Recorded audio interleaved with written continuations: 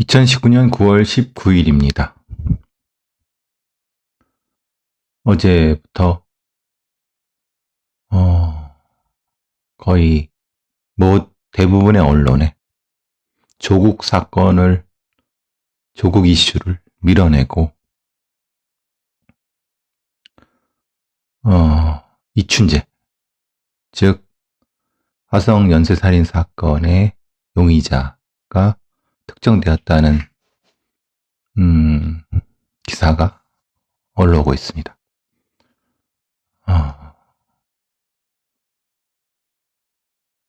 혼동되시는 분들이 좀 있는 것 같아서 기관의 과정을 조금 설명을 좀 드리려고 하고 있습니다. 오늘 아침에 경기 남부지방청 형사 2부장 2부장이죠. 2부장이 반기수 경무관이 발표를 했습니다. 간략하게 했습니다. 내용은 어제 알려진 바대로인데 그건 다 무시하시고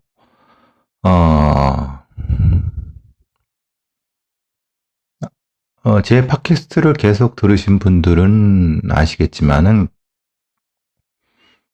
저희 같은 프로파일러들한테는 여러 제보나 아니면은 건너서건 이런 제보라든가 이런 연락 같은 것들이 옵니다.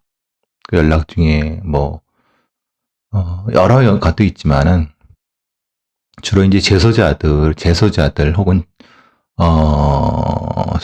수용 형기를 마친 사람들에 의해서 메일이 오거나 아니면 기타 여러 수단으로 연락이 오는데, 그거는 뭐냐면 어떤 연쇄살인 사건에 아니면 어떤 큰 사건에 범인이 누구라는 것을 자기가 알고 있다, 이런 내용입니다. 그 내용들은 주로 이제 말하자면은 그러니까 소문의 소문이죠. 가장 큰 소스는 어떤 무기수라든가 아니면 오랫동안 감금돼 있던, 그러니까 이제 수용돼 있던, 감금되는 게 수용돼 있던 재소자로부터 나타난 얘기죠. 예를 들면 일종의 자기가 어떤 사건의 범인이다, 자기가 어떤 사건을 했다. 그러니까 되게 간단하게 한 내용이죠. 그거는 어떤 사람은 자기 자랑이라고 하기도 하지만은 수용생활 오랫동안 하다 보면은 사실 되게 심심합니다. 그래서 여러 얘기를 같은 홍거실에 있는 재소자들이랑 모두 나누진 않지만 그나마 이제 가끔 마음 맞는 사람한테하고 일종의 그 경쟁심에 아니면은 일종의 기세 싸움 같은 거라든가 아니면은 기타 여러 가지 이유 때문에 흘리게 되고 그것이 소문이 돼 갖고 이제 이렇게 되는 거죠. 제가 이런 걸 받게 된 건 몇 년 됐죠. 근데 대부분은 사실은 그냥 이제 확인해 보면 자기가 직접 들은 것도 아니고 그냥 그쪽에 떠돌던 소문들을 보내온 거죠. 그러니까 뭔가 좀 이득을 얻으려고. 그 이득이라는 것이 자기 가석방에 도움이 되거나 아니면은 영치금이라도 좀 넣어줄까, 아니면 그 안에서 되게 심심한 부분이기 때문에 주목받으려고 여러 가지가 있습니다. 사실 이춘재 얘기를 하면서 왜 그 얘기를 하냐면 그런 비슷한 내용들이 저를 포함해서 이 다른 프로파일러들이라든가 다른 강력 경사들한테도 적지 않게 갔다는 얘기는 알고 있습니다. 근데 대부분은 사실은 그냥 확인할 수 없는 거죠. 왜냐하면 소문은 소문이니까 직접 가서 너 어디서 들었어 하면 확인을 못 하니까. 그러니까 저도 처음에는 한 7, 8년 전, 4, 5년 전에는 그런 것들이 오면은 혹해갖고 이제 보다 보가 확인이 안 되는 거예요. 그래서 그냥 계속 그냥 허탕만 치는 이런 형태가 되는데, 그런 과정에서 아마도 작년에 상당히 이건 유력하다는 건 뭐냐면, 범인만이 알 수 있는 좀 그런 사항이 들어간 어떤 제보가 들어온다. 그런까지 그냥 누군지 모르지만 그게 아마 건너서 경기 남부청 쪽으로 들어간 것 같아요.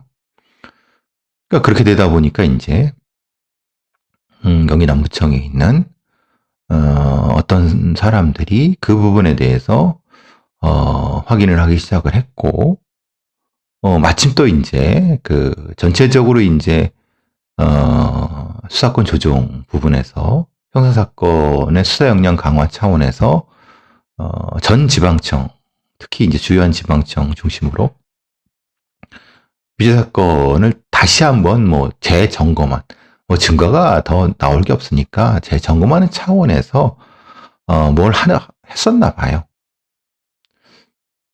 그러는 과정에서 이제 그 소문에 유력한 누군가가 이제 대충 되면서 그 부분, 그 증거, 화성 사건의 증거물들은 지금 오산석 경찰서에 보관돼 있다고 하네요. 저도 잘 몰랐는데, 저는 지방청에 보관된 줄 알았는데, 김복진 교수가 오늘 아침에, 오늘 이제 그 내용을 얘기하시더라고요. 저도 이제 어느 경찰서 쪽이라는 걸 알고 있습니다. 오산경찰서 증거보관실에 있었나 봐요. 그 내용들은, 그럼 이제 헷갈리실 거예요.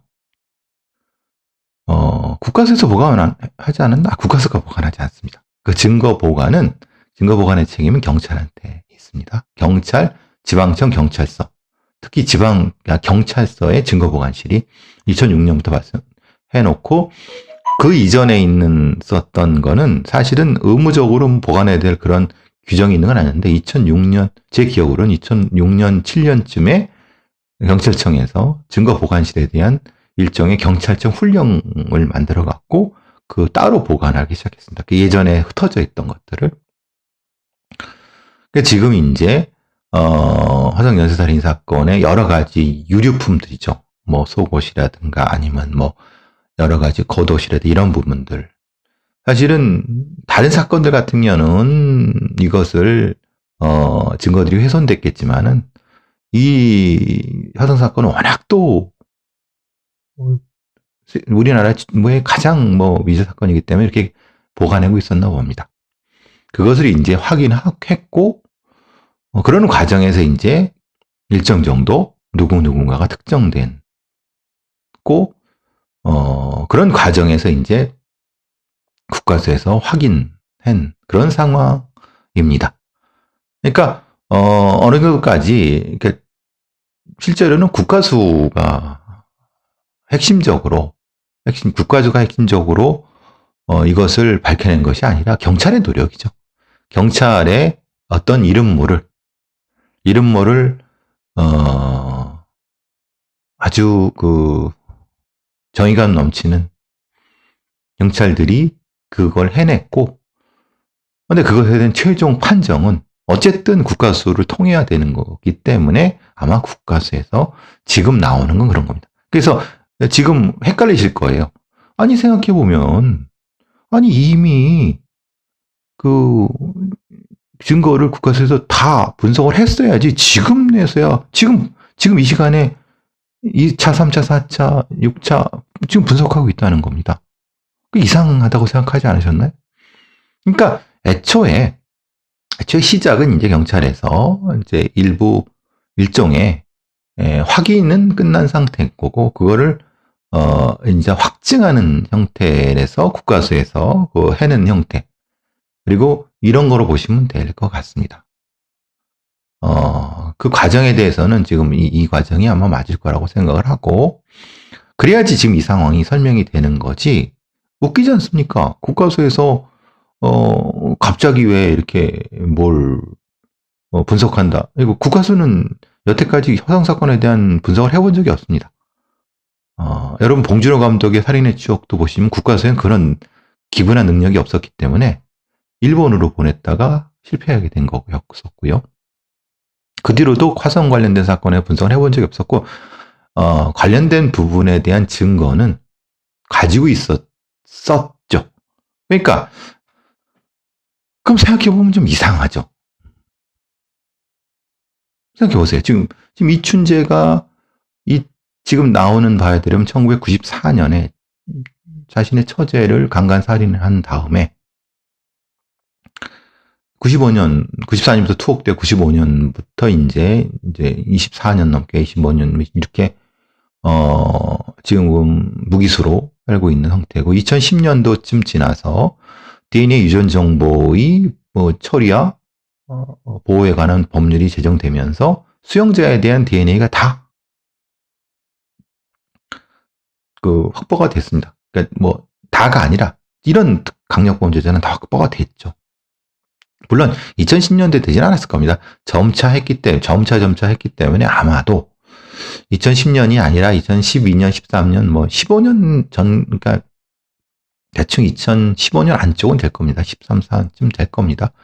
그 하나가 DNA 추출해갖고 그 프로필 만드는 게 돈이 좀 몇십만 원 드니까 아마도 그런 부분이 순차적으로 됐고 전체적으로 봤다면 그 정도가 됐고 그럼 그 프로필이 있는데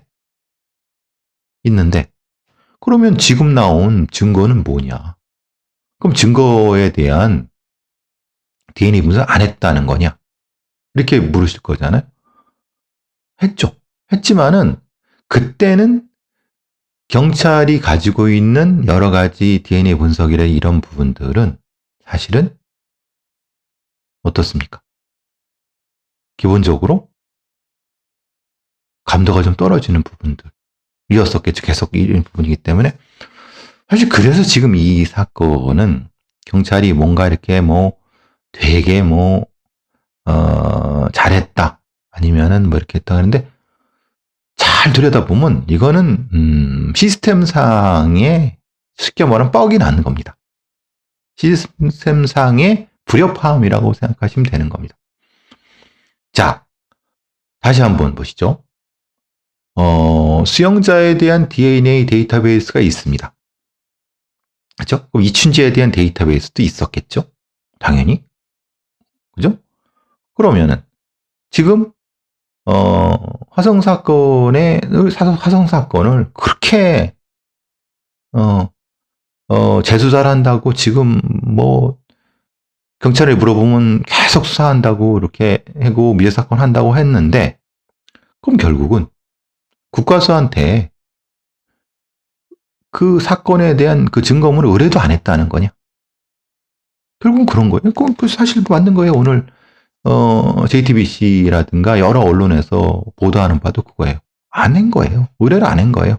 그냥 자체 내의 DNA 분석기 정도만 돌려갖고 어느 정도까지 맞는지만 확인했는데 그것도 사실은 안 한 거죠. 사실은. 그러니까 매치를 안 시킨 거죠. 아니면은 매치시킬 수 있는 시스템이 안 돼 있거나. 그렇죠? 심각한 결함인 겁니다. 그러니까 여러분은 우리 이걸 보시는 시청자분들은 그렇게 생각하시죠. 아니 법무부에서 가지고 있는 거 대검찰청에서 가지고 있는 DNA 프로필이 수천 개가 쭉 있는데 그죠? 그러면 여기에 경찰이 용의자 그러니까 경찰의 증거물에 있는 프로필이를 아니 그거 요즘 시스템 금방 할 수 있지 않아? 라고 생각하시지만 이게 분리되어 있는 겁니다. 그런데 어떤 제보에 따라서 이것을 일부를 해갖고 이쪽이 요청을 해서 맞춰보니까 맞았다는 거예요. 그러니까 확증을 하기 위해서 국가수에 정밀 감정을 해서 맞춰진 거죠. 그러니까 국가수가 무슨 재주로 지가 경찰이 가지고 있는 증거, 경찰이 무슨 증거를 가지고 있는지도 모르는데, 그죠? 그건 아니죠. 논리상으로 좀 이상하죠. 그죠? 제 말이 맞겠죠? 그죠?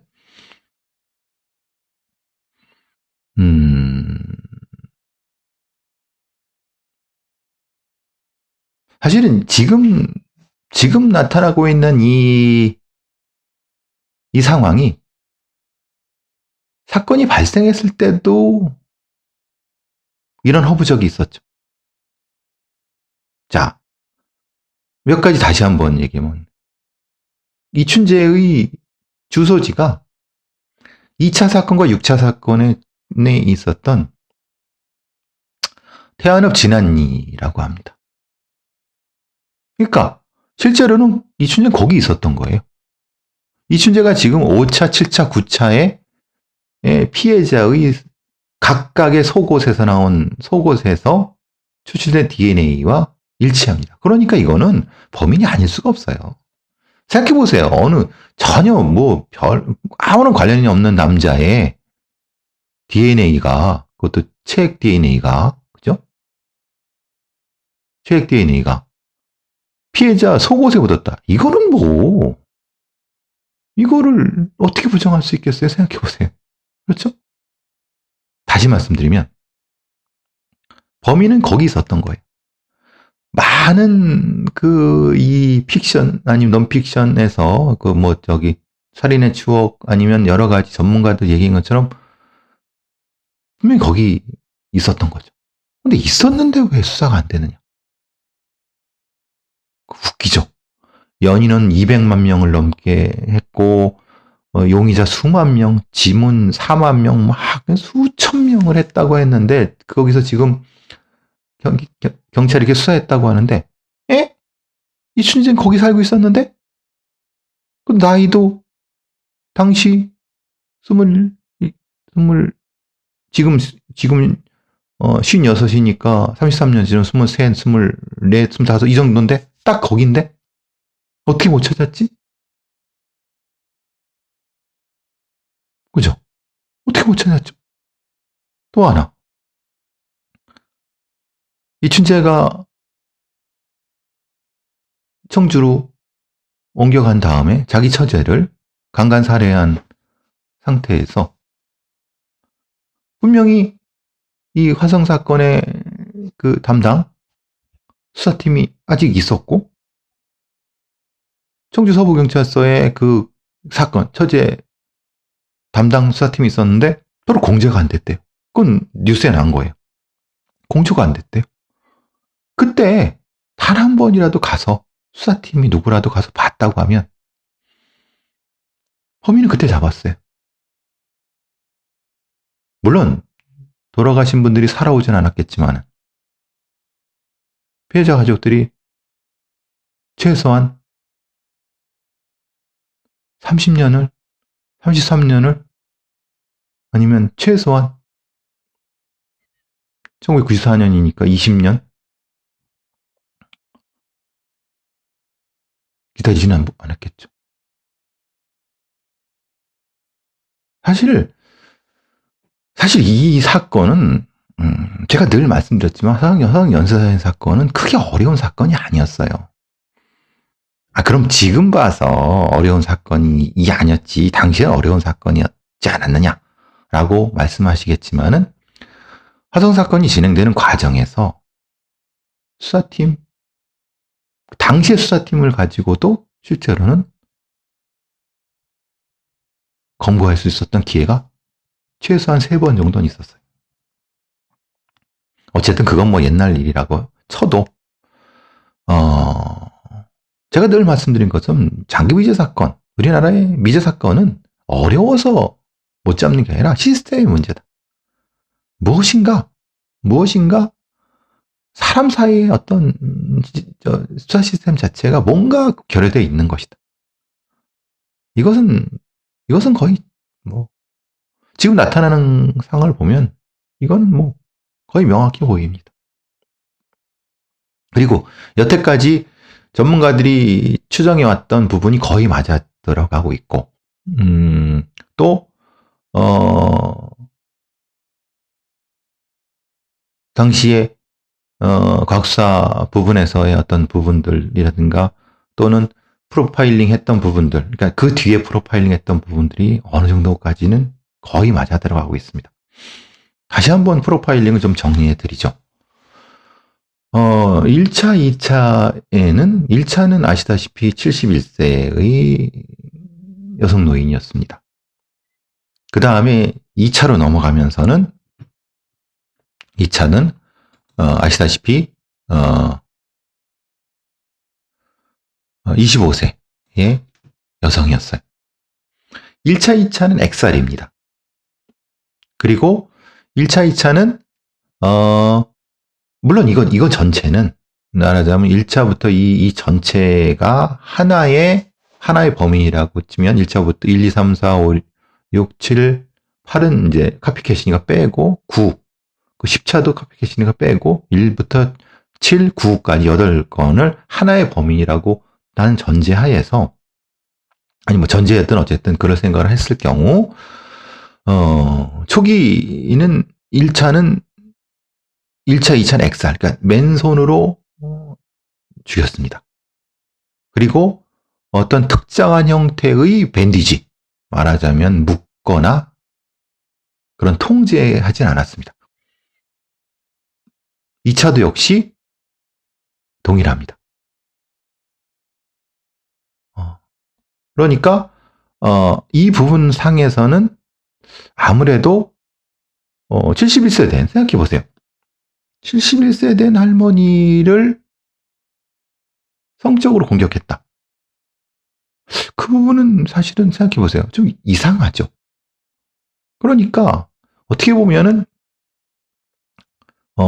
자신의 어떤 범죄적인 욕구, 이 범죄적인 욕구라고 제가 말씀드리는 건 뭐냐면 이 사건 자체가 사디스틱 섹슈얼 호미사이드라고 하면은 전체적인 분류 방식이 처음에 70이 된 할머니를 공격한 부분에서는 이게 정말 성적 공격일까? 라는 일단 의심이 드는 부분인 거죠. 그러니까 일종의 본인이 가지고 있는 어떤 형태의 트라우마의 유형, 즉 그냥 어라우절 포인트를 잘 모르는 상태에서 분노에 의해서 공격을 했고 그 과정에서 성적인 각성의 어라우즈 포인트가 생겼을 가능성이 높다고 저는 생각합니다. 그렇기 때문에 엑살이라고 하는 좀 거친 방법, 그리고 뭐 이른바 트래커 같은 형태의 초기 단계들이 나타나는 거라고 보여져요. 그러니까 일종의 과학적인 죽음을 통해서 얻어질 수 있는 것에 대한 어라우절 포인트, 그 초입에 들어선 상태라고 보여지는 거죠. 그 다음에 물론 이게 1차가 정확히 1차인지 모르겠습니다. 그 전에도 분명히 성적 공격은 있었을 거라고 생각합니다. 우리나라의 강간범죄, 성범죄의 암수범죄율이 워낙 높기 때문에 분명히 그 전에도 비슷한 것이 있었을 거라고 보고, 그런데 그 과정에서 성적인 공격 자체를 완수하지 못하고 1차 공격 상태에서 어떤 형태로든 소리치려고 그런 상태를 해서 죽이는 상태가 되면서 엑살, 즉 자신의 죽어가는 것에 대한 어라우질 포인트가 생기면서 무엇인가 각성 단계가 넘어섰다. 그 다음에 그래서 정액 반응 음성이 나타나는 거예요. 그러니까 이건 성적 공격이 아닌 상태이기 때문에. 두 번째는 그 상태에서 이제 어느 한 단계가 올라간 상태. 그래서 이제 이것은 사디스틱 섹슈얼 호미사이드로 넘어가는 상태가 된 거죠. 두 번째 같은 경우. 그래서 엑살이 된 거예요. 그런데 엑살 상태가 되면서 3차 넘어갈 때 더 일정 정도 소위 말하는 애모가 진화가 된 부분인 거죠. 여기서 이제 흔히 말하는 개인화된 콜링카드나 시그니처 같은 경우는 트래커 형태, 쫓아가서 추적해서 공격해서 무엇인가를 얻어내려고 하는 것 자체. 예, 그래서 몸에 어떤 형태를 남기고, 남기는 건 정확히 어떤 건지는 확인이 안 돼요. 1차 같은 경우. 그리고 그냥 거기서 사체를 바로 근처에 처리하는 방식의 시그니처이면서 MO가 거기서 형성된 것이 아닌가 싶습니다. 1차, 2차를 넘어가면서부터. 그런데 2차에도 엑살이지만은 엑살인데 성적 공격이 생긴 거는 왜냐하면 이것은 25세였어요. 그러니까 성적 공격과 플러스 사디스틱이 넘어가는 상태가 2차쯤에서 흔히 말하는 어라이절 포인트가 완성된 부분이 아닐까 싶습니다. 그런 상태에서 에모가 좀 더 그 어라이절 포인트에 따라서 조금 더 진화한 상태. 그래서 3차가 이제 본인이 생각하는 형태의 범죄적 욕구가 일정 정도 본 궤도로 들어가는 상태.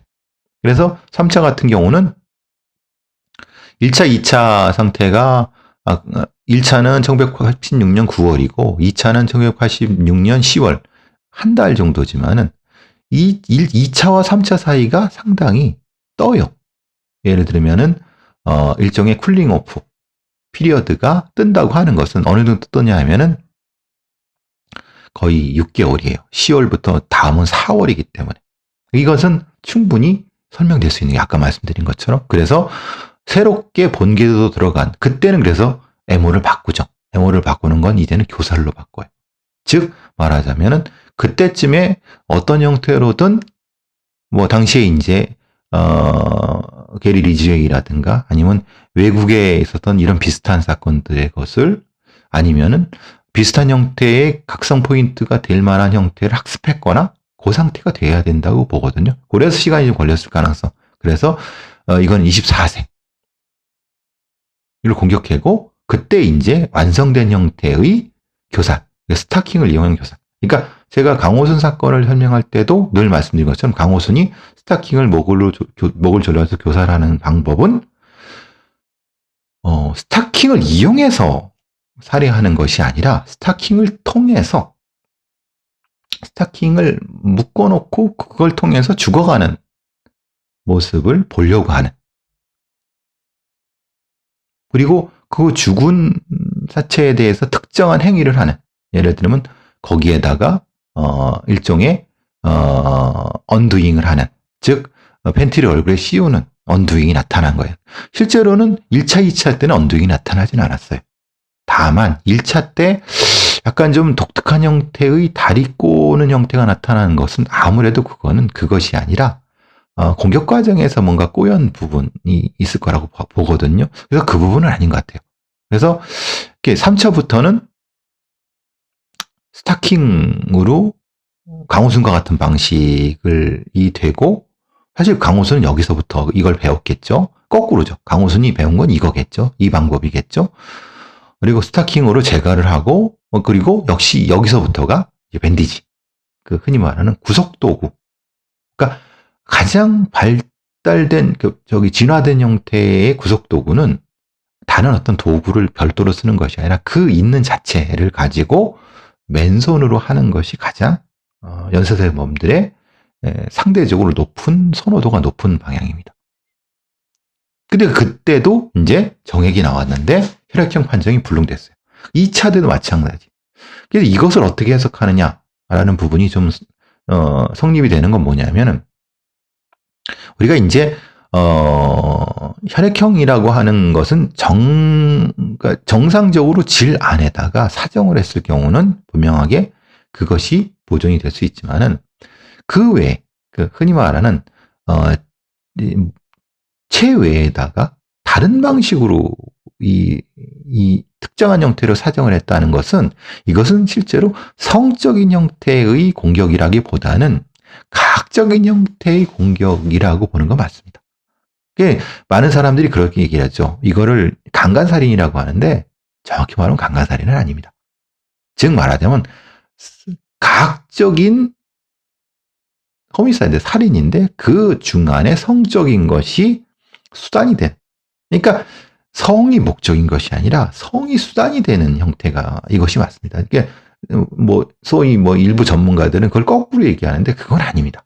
제가 보기에는 그래서 정액이 체외에서 됐다고 하면 이것은 외부적인 조건에 의해서 정액 그 농도가 낮고 사실은 이것이 어딘가에 퍼져 있을 수 있기 때문에 실제로는 당시의 기술로는 판정할 수가 없었어요. 근데 지금은 그때 나타나는 여러 가지 옷 일부라든가 이런 것들에 스며들어 있는 체액을 지금은 추출했어요. 그래서 지금 하는 거예요. 그다음에 4차로 넘어가면서부터는 한 단계 더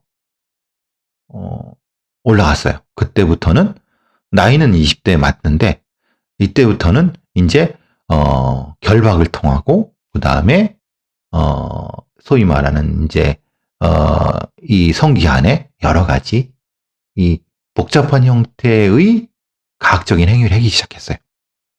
그러니까 2차, 3차, 4차로 넘어가면서부터는 정확히 자기의 어라우즐 포인트가 나타난 거죠. 이건 과학적인 살인의 형태가 나타나죠. 그러니까 성을 이용한 살인 형태가 되는 거예요. 그러니까 성적으로 이 소위 말하는 체외 사정을 하면서 고통스럽게 하는, 그러면서 교살로서 천천히 죽어가는 것을 보는, 그게 연속된다는 거예요. 그게 가장 본인이 생각하는 죽음의 가장 높은 단계, 그러니까 살인의 높은 단계가 되는 거죠. 그게 결국은 4차, 5차 때 더 높게, 이때는 나이가 조금 더 줄어들었죠. 역시 교살, 결박, 재갈, 역시 혈액형 판정 불능 상태가 되는 거죠.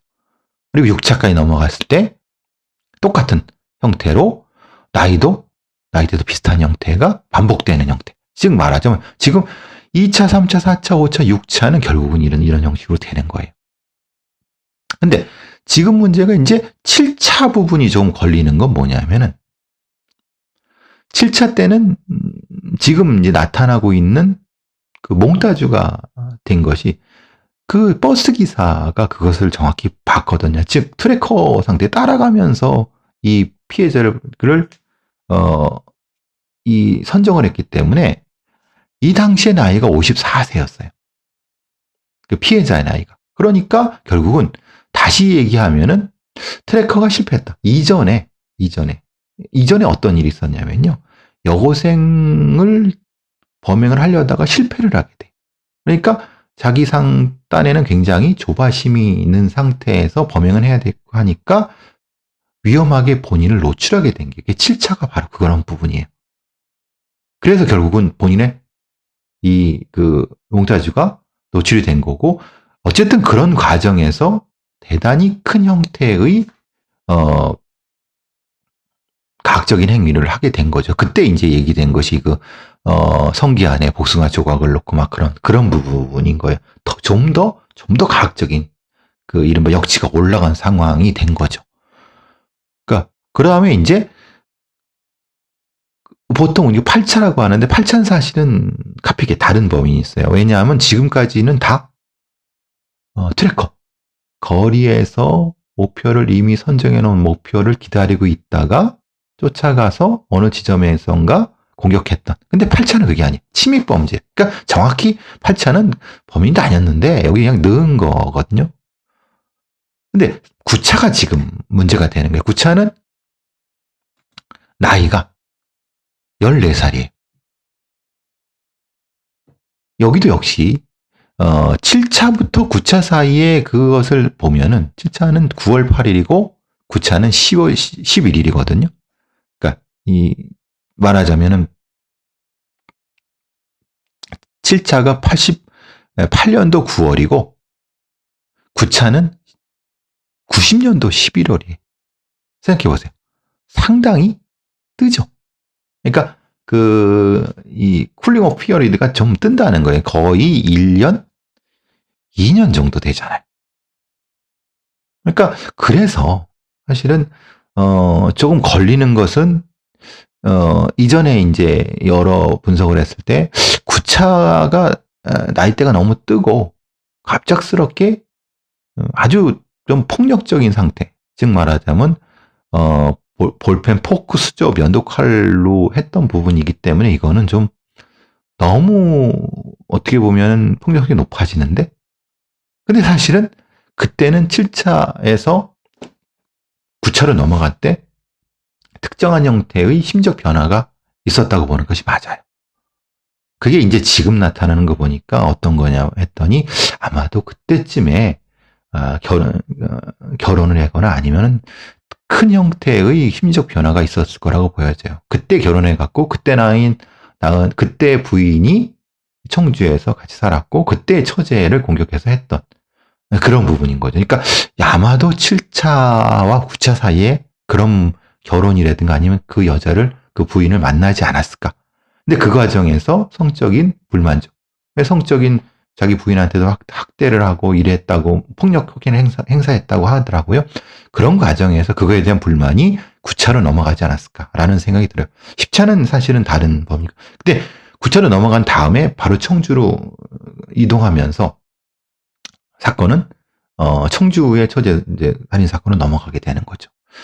전체적으로 봤을 때 이 사건은 저는 처음으로 봤을 때는 7 플러스 2 플러스 2라고 생각을 했어요.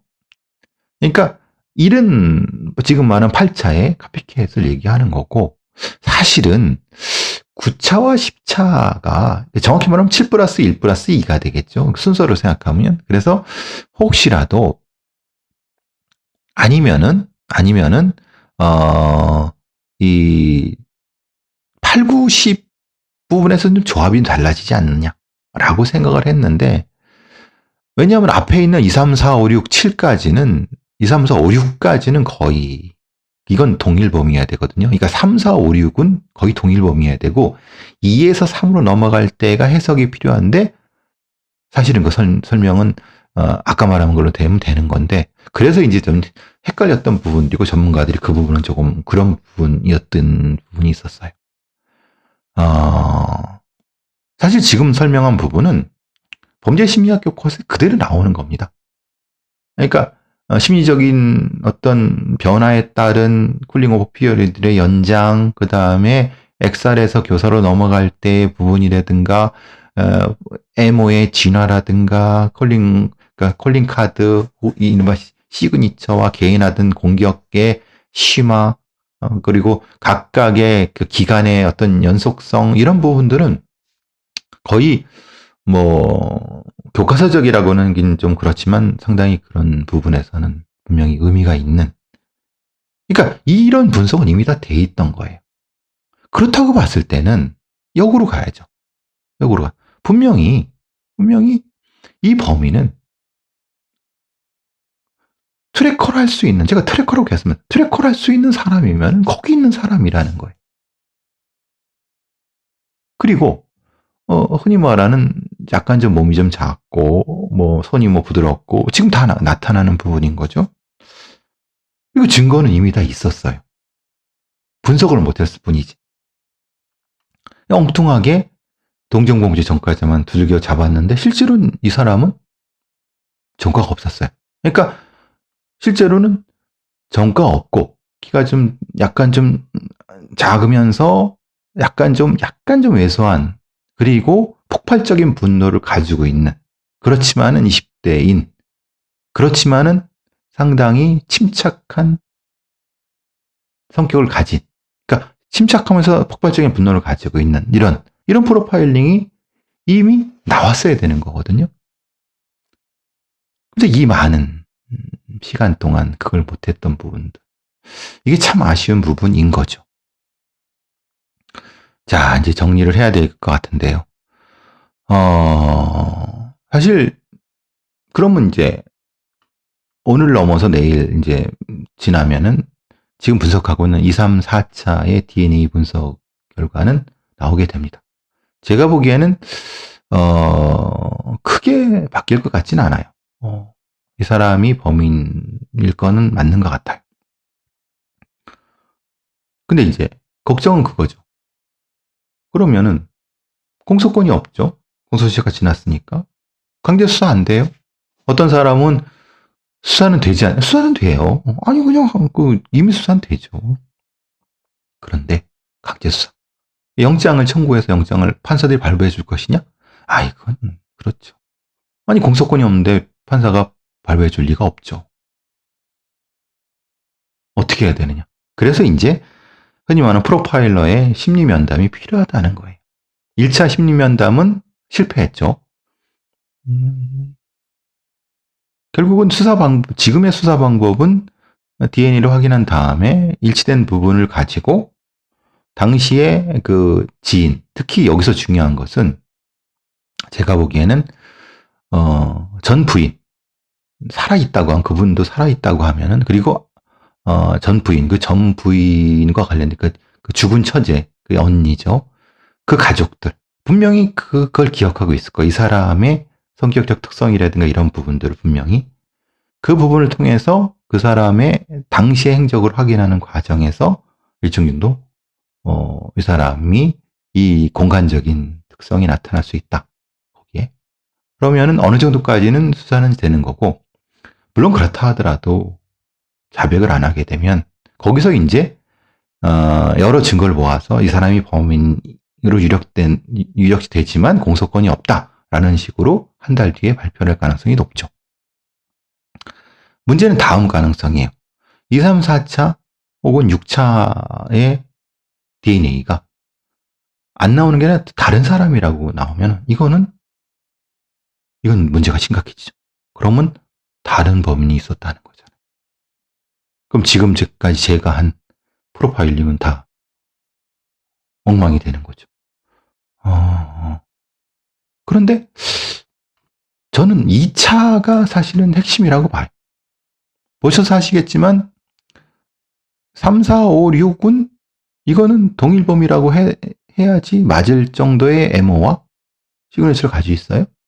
근데 2차는 엑살이잖아요. 그러니까 1에서 3으로 넘어갈 때 이 부분이 2에서 이춘재의 DNA가 나온다고 하면 이거는 1부터 7, 9는 다 이춘재가 범인이라는 게 맞는 거예요. 이춘재는 어떤 사람인가요? 당연히 이건 사이코패스 연쇄살인범이 맞는 거죠.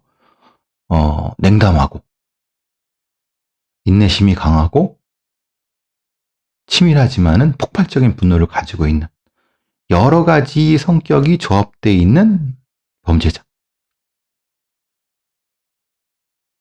타인의 아픔에 공감하지 못하고 전형적으로 게리 리즈웨이처럼 부인도 있고 자식도 있지만 그들을 소유하고 겉으로는 매우 다정다감한 사람으로 보이는, 수영생활도 너무 잘하는, 그렇지만은 부인에 대해서 아니면 아동 학대라든가 부인 학대를 할 정도의 강한 소유.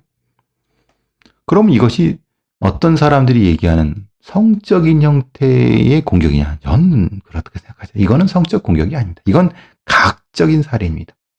단 성이 이용됐을 뿐이죠. 지금 이춘재가 만약에 범인으로 확정이 된다 그러면 이춘재는 강호순, 유영철, 강호순, 이춘재. 순서는 이춘재가 먼저겠죠. 이춘재가 먼저고 이춘재를 유영철이 보고 배운 거고 그거를 또 이춘재를 강호순이 보고 배웠겠죠. 우리나라 연쇄살인범들의 일종의 교과서가 됐던 이춘재.